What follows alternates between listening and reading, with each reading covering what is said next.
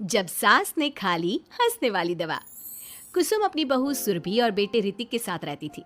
कुसुम के पति सुरेश काम के सिलसिले में अक्सर शहर से बाहर ही रहते थे। एक दिन वो अपने घर आए और कुसुम के लिए बहुत सारी दवा लेकर आए। भाग्यवान, कहाँ हो तुम? अरे आ गए आप।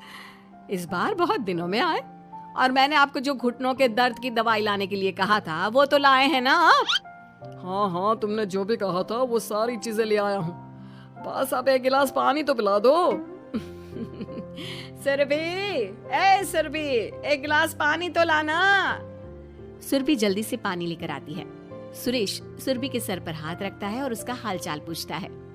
बहू, ये तुम्हारी सास के लिए मैं कुछ दवाई लाया था, तुम देख लो ये दवा। तुम्हारी सास तो है बुलक्कड़, किसी और दवाई की जगह कोई और दवाई खा लेगी तो लेने के देने पड़ जाएंगे। सुरेश एक एक करके सुरभि को दवाई बताने लगा। देखो, ये घुटने के दर्द की दवा है, यह घुटनों के दर्द के लिए मालिश का तेल है, रोज रात को मालिश करनी है इससे।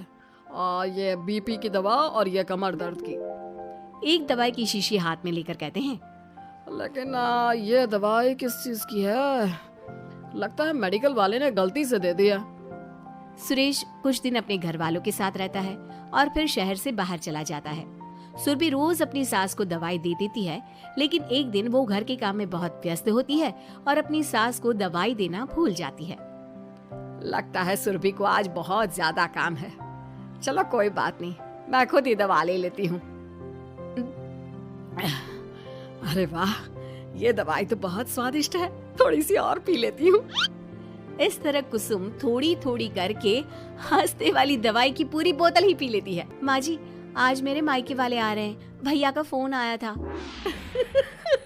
क्या कहा, मायके वाले? अरे तो तू यहाँ क्यों खड़ी है? खाने में कुछ अच्छा सा बना ले। माँ जी, आप इतना हंस क्यों रही हो? आप मेरे मायके वालों का मजाक तो नहीं बना रही हो ना? नहीं नहीं नहीं, मैं कहाँ मजाक बना रही हूँ। मैं तो बस बता रही हूँ। माँ जी, आप झूठ भी बोलती हैं, आप अभी तो हंस रही थी। कुसुम हंसती ही रहती है। सुरभि वहां से चली जाती है और खाने की तैयारी में लग जाती है। थोड़ी देर बाद सुरभि का भाई और सुरभि की माँ आते हैं। कुसुम उन्हें अंदर बिठाती है और अपनी सास को बुला लाती है। समधन जी, कैसी हैं आप? मैं तो ठीक हूँ। आप बताइए, आप कैसे? आंटी जी, आप इतना हंस क्यों रही हो? मैं कहाँ हंस रही हूँ बेटा। जब कुसुम लगातार हंसे जा रही थी तो उन्हें इंसल्ट फील हुई और वे वहाँ से जाने लगे। अच्छा बहन जी, हम चलते हैं, आपकी मेहमान नवाजी का बहुत बहुत शुक्रिया। सुरभि की माँ जा ही रही थी, तभी उसका पैर फिसल गया और वो बहुत तेज गिरी। माँ, आप ठीक तो है? अरे बहन जी, आप ठीक तो है? आपको चोट तो नहीं लगी ना? आप मुझसे पूछ रही हैं या मेरा मजाक उड़ा रही हैं? बहन जी, पहले तो आप इतनी बदतमीज नहीं थी, लेकिन अब क्या हो गया है आपको? माँ, आप ठीक तो है ना? अंदर चलिए, मेरे कमरे में आराम कर लीजिए। नहीं सुरभि, हम जा रहे हैं, हमें अपना मजाक और उड़वाने का शौक नहीं है। और सुरभि, तुम अपनी सास का इलाज कराओ। इस तरह सुरभि के मायके वाले चले गए तो सुरभि का गुस्सा चौथे आसमान पर था। उसने अपनी सास से कहा, माँ जी, आपने मेरे भाई और मेरी माँ के साथ ऐसा क्यों किया?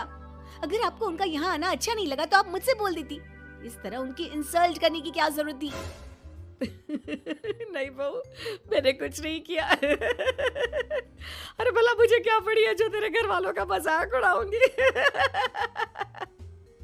देखिए देखिए माँ जी, आप अब भी हंस रही हैं। आपसे तो बात करना ही बेकार है। सुरभि वहां से चली जाती है।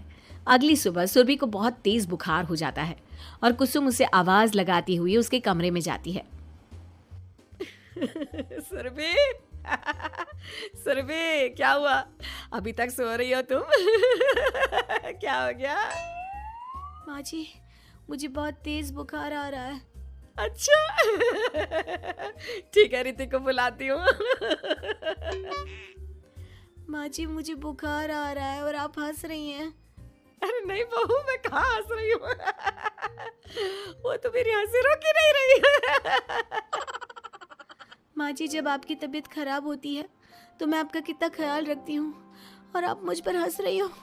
चली जाओ आप यहाँ से। बहू सुन तो सही। नहीं माँ जी, आप जाओ यहाँ से। अब तो आपके बेटे ही आपसे बात करेंगे और मैं पापा जी को भी बताऊंगी कि आजकल आप क्या कर रही हैं। जब ऋतिक घर आया तो सुरभि ने उसे सारी बात बताई। मुझे तुम्हारी बात पर विश्वास नहीं हो रहा।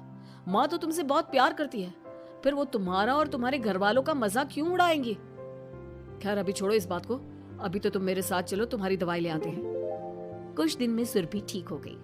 एक दिन ऋतिक को पता चला कि उसके मौसी के बेटे राहुल की तबीयत बहुत खराब है, तो वो अपनी माँ और पत्नी को लेकर हॉस्पिटल पहुंचा। मौसी जी, कैसे हैं राहुल भैया? बेटी, इतने दिन हो गए मेरे राहुल को बीमार हुए, लेकिन उसकी तबीयत में कोई सुधार नहीं आ रहा। अरे छोटी, हुआ क्या है राहुल बेटे को? कुछ बता तो सही। माँ, आप हंस क्यों रही हो? कहाँ हंस रही हो बेटा? मैं तो अपनी बहन के बेटे के लिए परेशान हूँ। माँ, ये क्या तरीका है? रहने दे बेटा, ये तो मैंने सुना था कि मुसीबत में साया भी साथ छोड़कर चला जाता है। आज मैंने देख भी लिया। अरे नहीं बहन, मैंने ऋतिक और राहुल में ना कभी कोई फर्क नहीं किया। फर्क तो दिख रहा है कुसुम दीदी। अगर आपके बेटे की तबीयत खराब होती तो आप ऐसे हंसती क्या? ऋतिक बेटा, ले जा अपनी माँ को यहाँ से। ऋतिक बहुत गुस्से में अपनी माँ से बात करने लगा, लेकिन कुसुम तो सिर्फ हंसे ही जा रही थी। ऋतिक ने अपने पापा को फोन करके बुलाया और उन्हें सारी बात बता दी। बेटा, तेरी माँ तो अपने घर वालों से बहुत प्यार करती है और वो बहुत समझदार है। वो ऐसी हरकत कभी नहीं कर सकती। जरूर कोई ना कोई बात है। कल मैं उसे डॉक्टर के पास ले जाऊंगा। शाम को खाना खाने के बाद सुरभि कुसुम को दवाई देने के लिए गई तो उसने देखा कि दवाई की वो बोतल तो बिल्कुल खाली थी जो सुरेश गलती से ले आया था। सुरभि ने वो बोतल सबको दिखाई। अरे, ये दवाई तो गलती से आ गई थी और मुझे तो पता भी नहीं कि ये किस मर्ज की दवाई है। कुसुम, क्या तुमने ये दवाई पी थी? हाँ जी, एक दिन जब बहू काम में लगी थी ना, तो मैंने ये दवाई पी कर देखी थी। मुझे दवाई बहुत स्वादिष्ट लगी तो मैंने सारी पी ली।